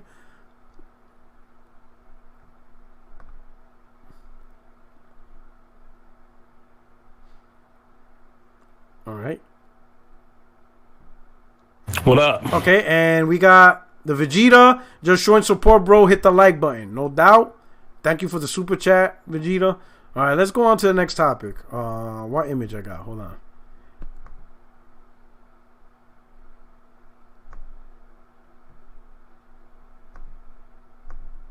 Oh, Mass Effect. A quick little topic. So another game selling best on PlayStation.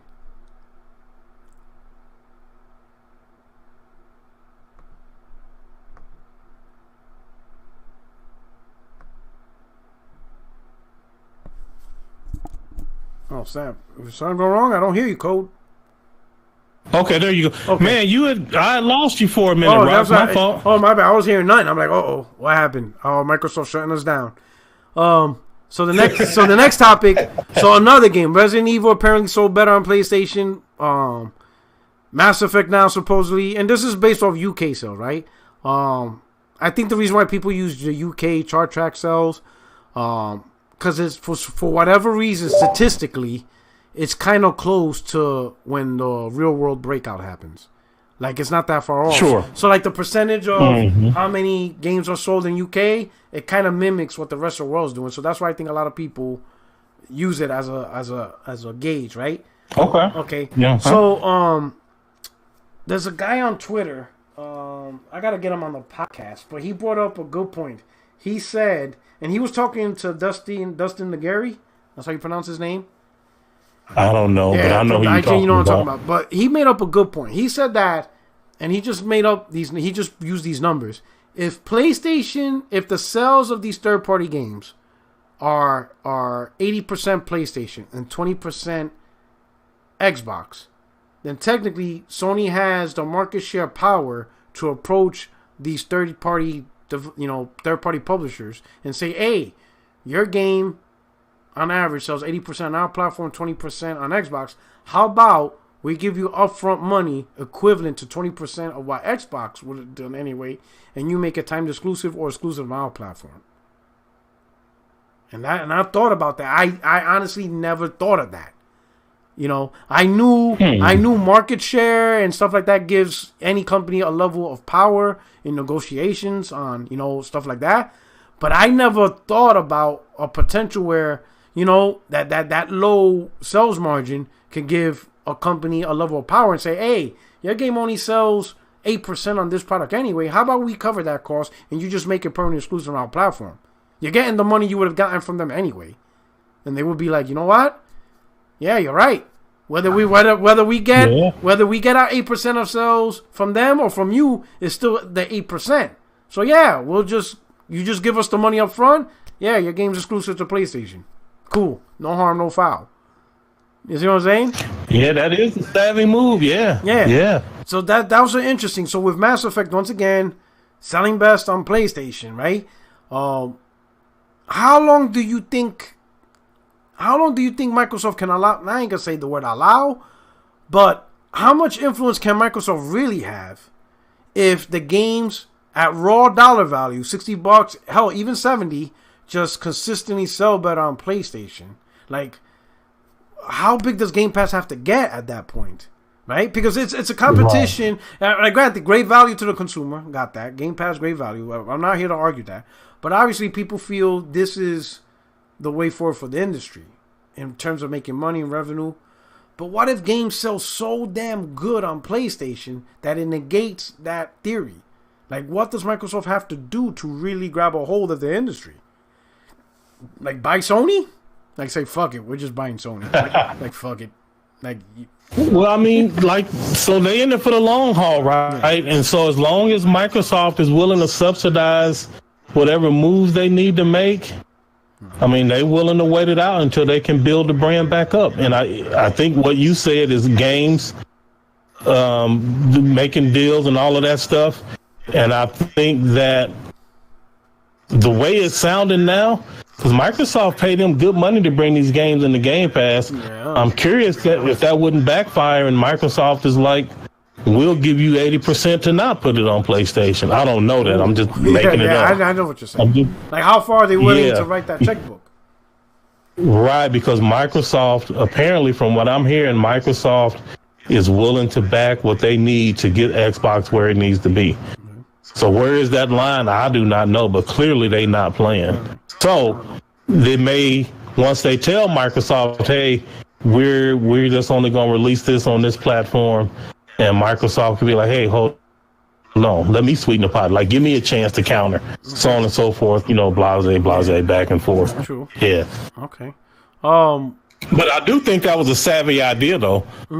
Like, yeah, if you can show, if PlayStation is willing to, you know, write that check to keep it exclusive, and it would have been small potatoes anyway on the other platform, absolutely. Good idea. Yeah, that was an interesting point that was brought up. So that was just a quick note.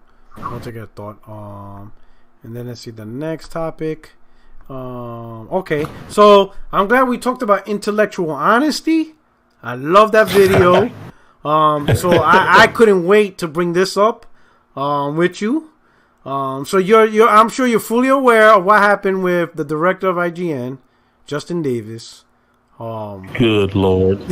Yeah. And you know what's funny? It's almost like how the timing of your video, and then like what, 2, 3, maybe 4 days later this happens. Like, I'm like, wow, like this is insane. Yeah, your hot take on that was nice too, man. Like, you gave that perfect example on that. Yeah, with the seafood restaurant, that was excellent. Yeah, so a lot of people didn't fully understand what happened. Like, it was, and what made the situation weird was how many people went after the people looking at his achievements to prove, to see, to validate what he's doing. One guy mentioned he called it doxing.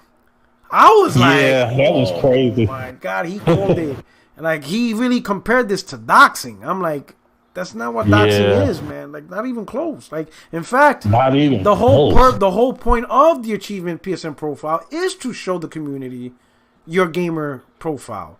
The things that you're doing, the games that you're playing, how you're doing. They even have the standings on Xbox. How many achievements per month is a competition. Like, this is like one of the most open things of gaming that we have. Right, it's a public profile. Saying that you are out of line for looking at somebody's gaming profile is the exact same thing as saying you out of line and looking at somebody's Twitter bio. They are the same thing. On this platform, this is what I am showing to the public for people to look at that represents me. Like, that's it. It's your gamer bio. That's all. And if you don't want people to see it, then don't put it out there. Yeah, and they privatized it, but he privatized it after the fact, after he got caught. But the damage is too late. Like, you already got, like, at least be smart. Like, if you got paid, you get some free swag, got some yellow chairs. Like, be smart. Like, actually turn the sucker on and then turn it off. Like, log on, then log off. That's all you need to do. Like play the game. Like, if you're gonna play this fantasy scenario, like, you know, like, you really hate your Xbox, but you got some good money, got some good swag, and you gotta, you know, play the game, then play the game right. Like, but you haven't touched the thing in 2 weeks. Like, oddly enough, around the time Returnal came out,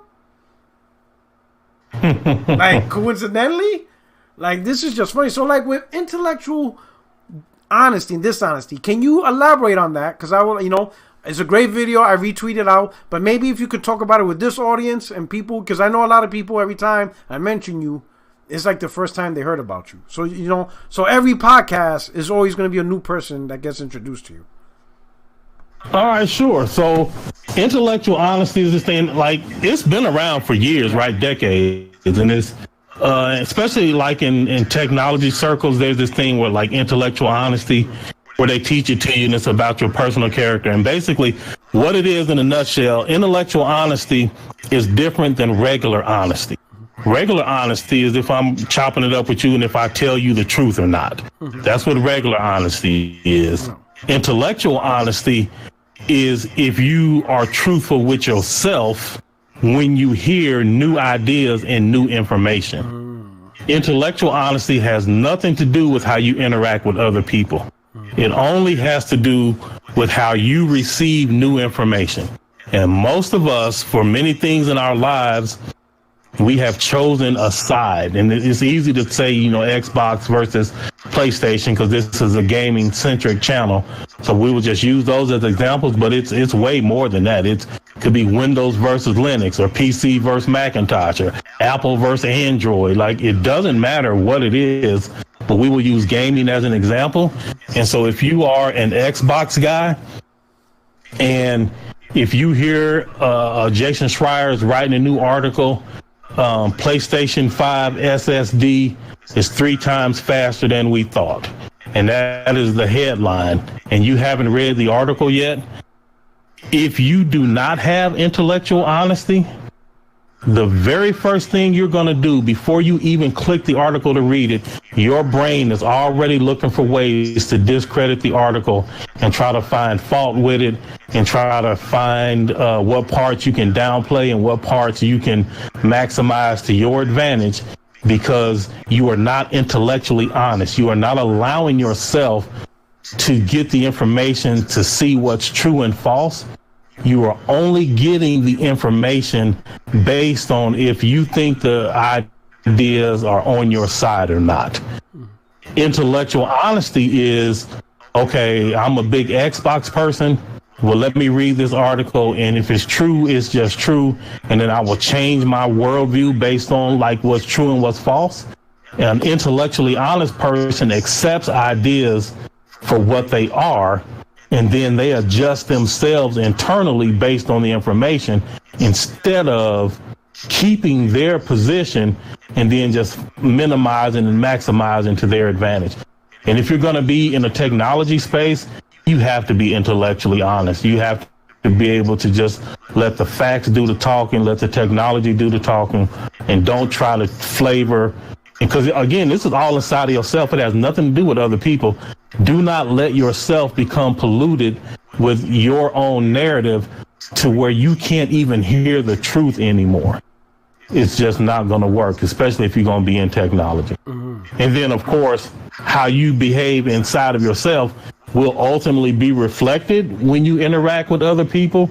Because if you're not intellectually honest, all your tweets is going to be damage controlling and all of the other stuff, because that's what you have internalized. So it does come out, but that's back to regular honesty at that point. So in a nutshell, that's what intellectual honesty is. Your ability to receive new ideas and new information based on if it's true or false, and not based on if the ideas are on your side or not.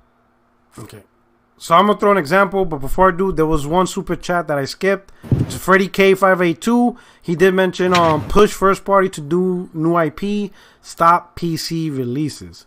That would be a bad idea. They can't stop PC they can't, releases. Yeah, they can't stop now. I think right now they're already too in. They're too deep into. Yep, and that's part of their charter. Yeah. I mean, that was part of the mandate from Microsoft to support Xbox. Is the Xbox gaming division makes games for every Windows 10 device, of which Xbox is just one. Yeah. So I think they're way too deep in the pool for that one. But so here's an example of what you can say. So let's say, for example, Mass Effect, right? Mass Effect, the remaster. There's on the Xbox Series X, it's capable of having 120 frame per second capability, so you could get the game to run at 120 frames. On PS5, you cannot. So like like a tweet or maybe a headline, intellectual dishonesty will say, "Ha! It's because Xbox Series X is more powerful, PlayStation 5 is weaker, it can't do it. But if you allow yourself to read the article, you will see that the games is running all these games on backwards compatibility mode. They're not they're not native. They're not native made to the consoles. Therefore, a PS4 game was for whatever reason not built to run 120 frames, while on Xbox games are built to run up to 120 frames if the power can do it. Therefore, it isn't the PS5 that's not capable of running the game at 120 frames. It's the fact that it's running a PS4 game, and PS4 games just not built to be ran at 120 frames. But people won't listen to that because, again, like you said, they want the narrative of Xbox Series X being extremely more powerful, and the message of saying that Xbox can run a game at 120 frames while the PS5 can't. Just that statement alone could get people to think, oh man, Xbox Series X is really powerful because you're getting double the frames. Man, how powerful is the Series X? When in reality, it has nothing to do with the power at all. It ain't the power at all.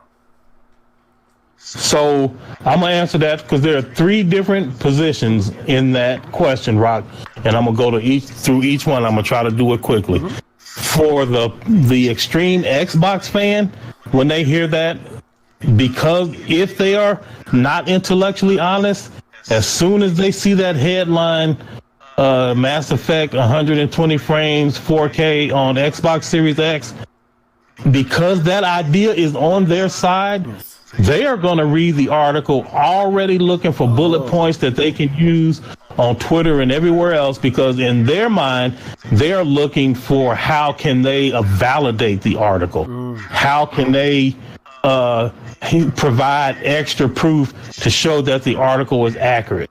Because the article, the idea is on their side. A PlayStation person that looks at it that's not intellectually honest, they will be what we said earlier. The first thing they will do is start trying to discredit the article or find fault with it or find flaws. But and they don't even know what it is yet. Before they even read it, they are already getting ready to try to tear it down. The Xbox person, before they even read it, they already getting ready to try to bolster it up and to hype it up. Don't even know what it says yet. All they know is it's on their side based on the headline. The PlayStation dude is going to try to tear it down without even reading it. If a person is intellectually honest, they will do exactly what you just did. They won't care if the information is on their side or not. What they will do is suspend all judgment, read what is actually being said, and then they will come away with the truth. Oh, well, this isn't actually a reflection on PS5 at all because this is back compat. So it's more a reflection on the PS4 Pro. And that's what's true. And then you will just have that knowledge, and then you will be able to go forward because inside of yourself, you have allowed what's true to come in. Oh. If you are not intellectually honest, you're going to pick one of those sides, and you see what happens from that. It plays out every day. Mm-hmm. That's why for the sub, like when I seen conversations like that, right? When I have conversation on Twitter or pertaining to just things like that, if I'm able to provide proof, I'll show the proof. I'll be like, hey, here's the link, here's the article to get the facts. Depending how the person responds is either, okay, we could continue the conversation, or I'll be like, yeah, I'm just wasting my time. Because like you said, and I never even put it in terms of intellectual honesty.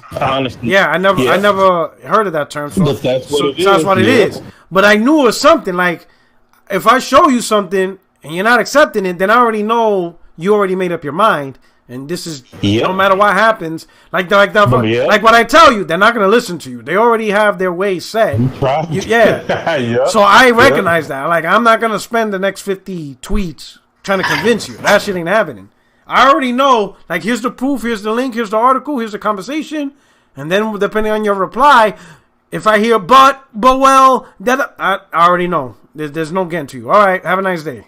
We're out of here. Yep, and it already happened inside of themselves. Keep in mind, the intellectual honesty happened inside of them. Mm-hmm. When they saw your thing, they either didn't read it or they read it looking for mistakes.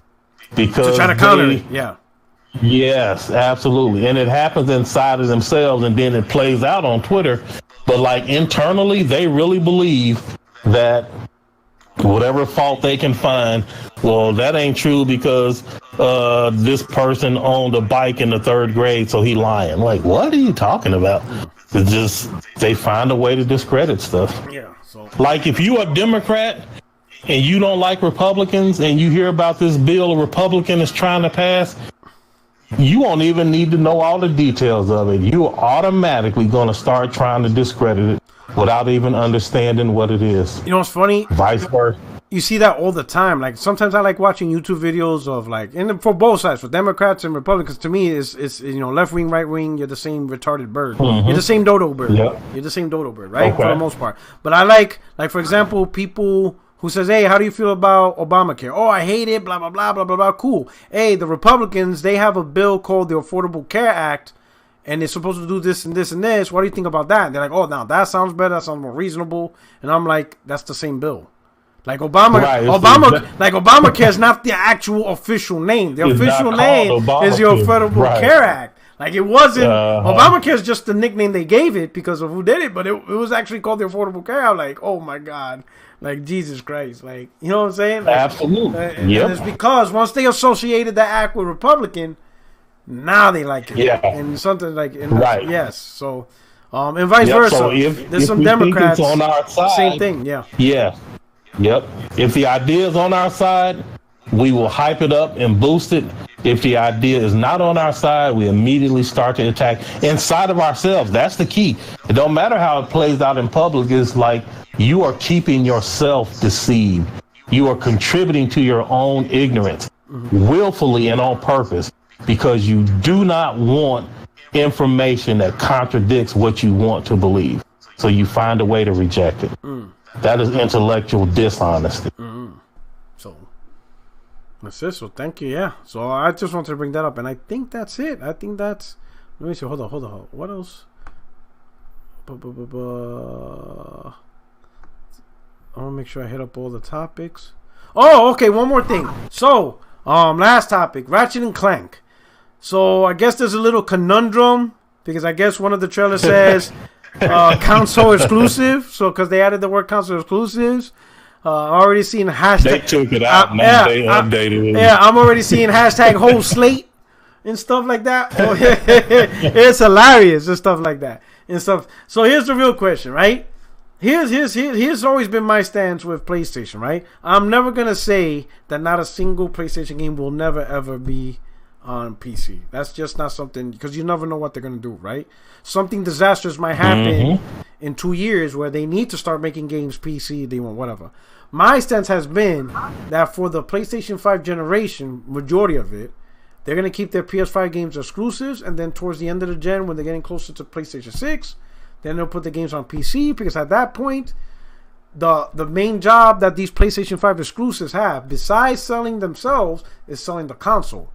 Well, kind of like Days Gone, Horizon Zero Dawn. I would imagine eventually Infamous maybe be on the pike, Uncharted and stuff like that.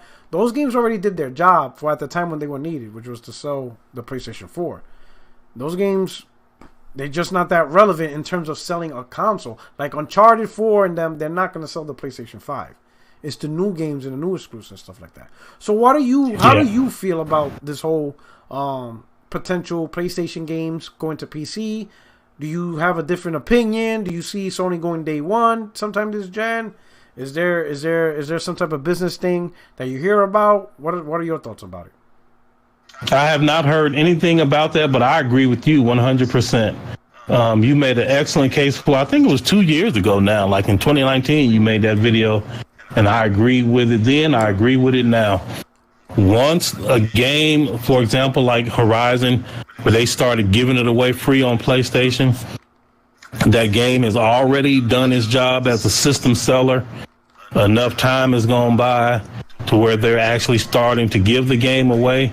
Why not sell the game on a different platform when you are actually at a point where you're ready to give it away on your own platform? Yeah. That makes perfect sense to me.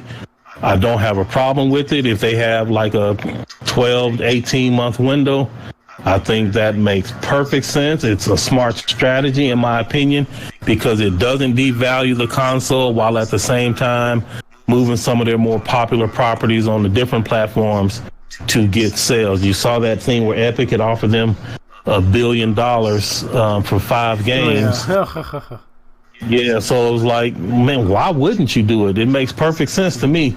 This whole day and date thing, though, that makes no sense at all to me, because Sony has spent decades building up that hardware and the need for that hardware. And it just doesn't seem like to me that they would do anything to jeopardize what they've built up. So I definitely like the approach that you talked about, where after a game has run its course on the console, then they bring it over to PC and then try to get some extra dollars over there. It makes perfect sense. yeah, so that's how I saw it, because everybody says, oh, those matter. I think the only guys saying exclusives don't matter are Xbox guys, unless you're talking about a Bethesda exclusive. Then it matters. Yeah, I think I got it right. You know what I'm saying? Yeah, I do. Exclusives is, you know, because when you think about it, you could talk about technology, but it's technology like in the sense of selling consoles, right? They're static boxes, so whatever you release is whatever you release. It's not like a PC where you can always upgrade it on the fly or whatever, right? So that's not seldom. That's very seldom a huge selling point in the longevity of a console, right? You could talk about the specs of a console. Let's say like 2020, right? It's all about the specs. Even kind of now about what it can do. But in 2023, 2024, 2025, when you're selling these consoles, do the specs of these consoles really matter by that point? Like, is that still a big deal? 10 T-flops, 12 T-flops, right. 4 or 5, 3, 4 years later from now? It's going to be nothing. Right. It's like PC will be so far ahead. Like, it's not going to be a conversation point, right? Like, the specs ain't going to matter. Like, 16 gigs of RAM might be nothing in 3, 4 years in terms of the latest tech for PC gaming. But the latest games... right? The latest big blockbusters or AAAs, that's always going to be relevant, no matter what hardware you want. Even to this day, Switch comes out with a big AAA Mario or Zelda, it's going to be a big deal, no matter how old that hardware is, you know?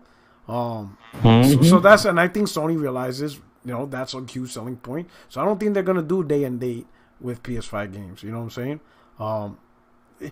We could see it didn't help the Xbox console. We just accepted it. Everybody, I think, just accepted the reality. Microsoft puts their Xbox games they want on PC. It just is what it is.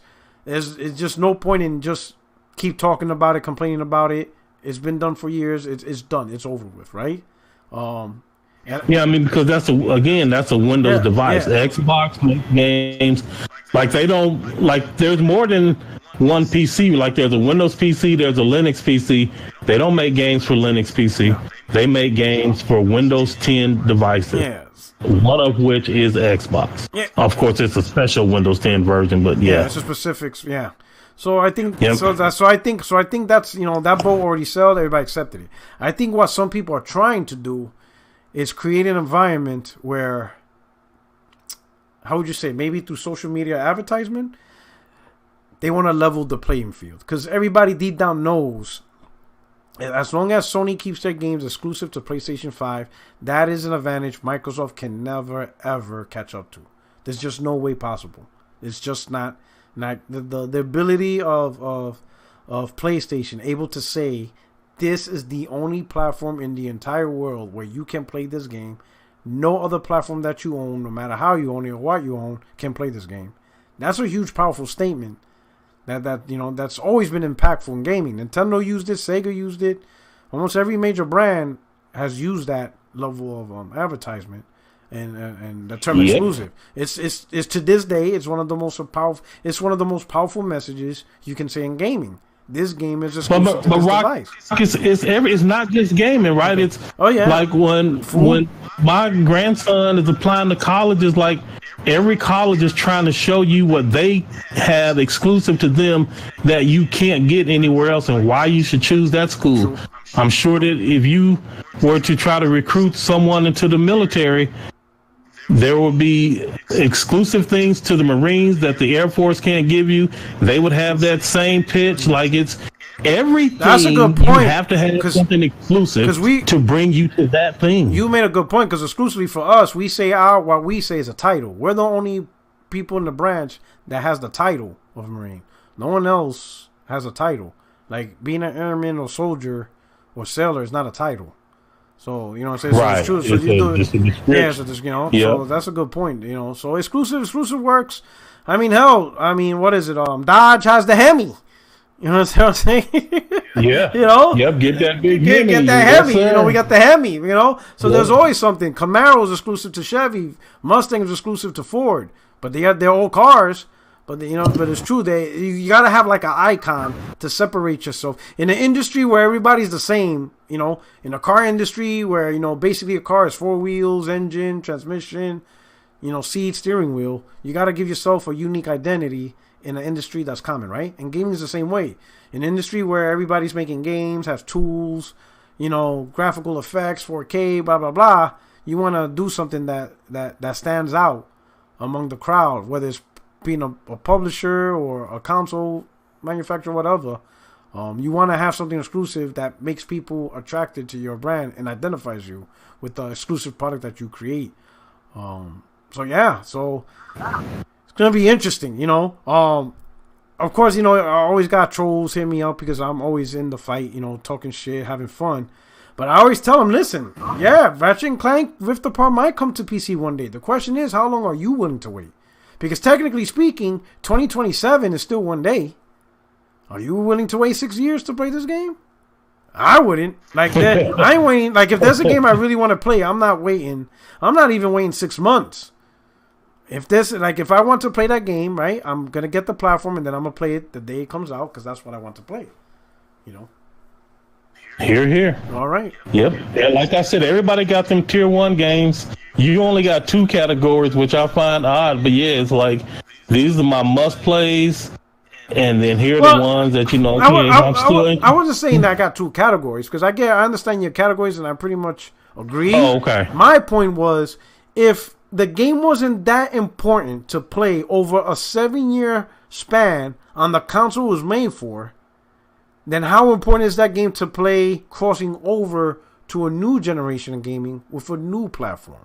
That's really my point. Like if I didn't really find the time, like I can understand if the game came out like the year Xbox Series X came out. Okay, I got it. You know, it's the same year. But like if the game came out in 2015 and I still haven't played it by now, then is really that game that important and all that great to play on the new? Yeah, man. Like it's been like 5 years. I just started Gravity Rush 2. But then Returnal came out.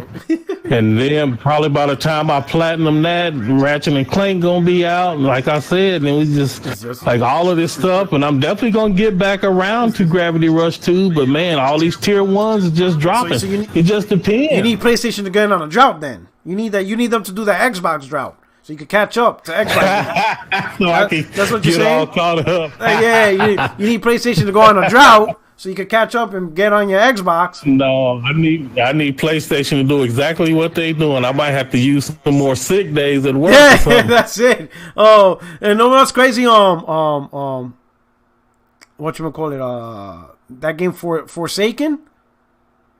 Oh, Forspoken. Yeah. That's supposedly an early 2022 title. Yeah, man, this is looking good for the foreseeable future. Man, we eating good on this one. Bro, Horizon, like, oh my God. And they're still saying Horizon set for this year. Again. Oh, I believe that 100%. They are confident that is coming out this year. That is huge.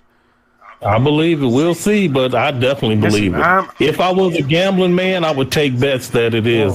But I'm not a gambling man, so no bet. Yeah. I would say I hope for the brand sake of Xbox that Halo Infinite comes out a banger. Because God help people wait a whole year, dry as hell, worrying about boosting Watch Dogs or Assassin's Creed Unity, and that game comes out and it comes out average. Oh my God. Like, Lord. Like average. I didn't even say bad. I just said average. That game has to come out really, really good. It has to come out really, really. Has to bring back that Halo 3, Halo 2 moment. And then people, when they play it, they're like, this is an amazing experience. It's an amazing game. Man, I've seen a lot of Xbox fans that aren't doing that they are down. That which blows my mind, you know. And I'm gonna tell you, people talk about the fanboys. It's not really the harshest critic. It's the Halo fans. They're gonna be the ones to make or break the game. If it's not the game they want, they will rip that game apart. They are very harsh critics on that franchise. They're vocal. They are very vocal about their game, and they will rip it apart if it doesn't. Oh boy, ooh, break out the holy water. It's gonna be interesting times, that's for sure. Yeah, okay. Well, I guess we hit up all the topics. We ran the show. When you coming out with a new topic on your show, on your channel? What's the next topic? Can we get a sneak peek?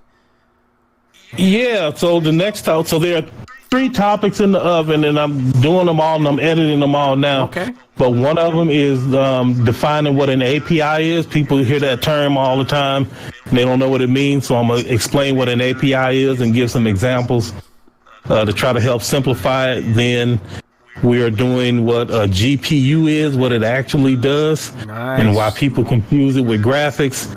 And then we're doing upscaling, what it actually means to go from 1080p to 4K. What do you lose? What do you gain? Checkerboarding, what that stuff is. So some slightly more technical stuff. Starting to ramp it up a little bit now that we got the basics out of the way. But I mean, you can try to watch these videos and hopefully I do a good job of making them simple enough where people can understand it. But it's really going to build off of stuff that we've talked about already on the channel. So make sure that if you want to follow the conversation that you are watching those prerequisites so that you can understand once these videos drop. Definitely, yeah. And I'm glad you mentioned that in the video too. You say, hey, before you follow along, and I guess just put in the description which videos they need to watch. I would recommend put them in order. Like let's say, because as your channel grows, you're probably going to have 2, 3, or 4 videos that has to be seen before they fully understand this video. So I would just put in the description. Make sure you see these 3 videos in order. I marked them down for you. 1, 2, 3. Watch those videos first, and then watch this one. Because that's going to happen. You're going to have so much content that you're probably going to have to rely on 3, 4, 5 videos for them to see before they can set the stage. And over time, that's just how it is. Over time, you're going to have so much content that some people who are going to your channel for the first time, they're probably going to have to watch 3, 4, 5, 6, 7, 10 videos. Because you're not going to repeat a new video using something you already have. Every time. That doesn't make sense. Right, absolutely. They're just going to have to catch up or, whatever and stuff. One question. So Barry Lack says, Yo Rock, thinking about it. Why is no insider this year hyping the Xbox showcase like last year? I think it's going to be a disappointing show. I think, personally, these insiders no longer have faith in Microsoft to put themselves out there like that anymore. I think they got burned too many times, and at this point, it's Microsoft. You're just gonna have to show us now instead of us hyping it, and then when the show comes, that's the way it should have always been. Yeah, I personally think that's how it always should be, but I think right now they're starting realizing, you know what, Microsoft, you don't got the credit card for this now. You don't get the advance. Now you have to pay with cash in hand. You know what I'm saying? You bring the cash in hand. But anyway, this is the end of the show. Well, go ahead. People are not. I think people are excited about Microsoft and E3 and what they're gonna have at E3, and I do think people are hyping it up.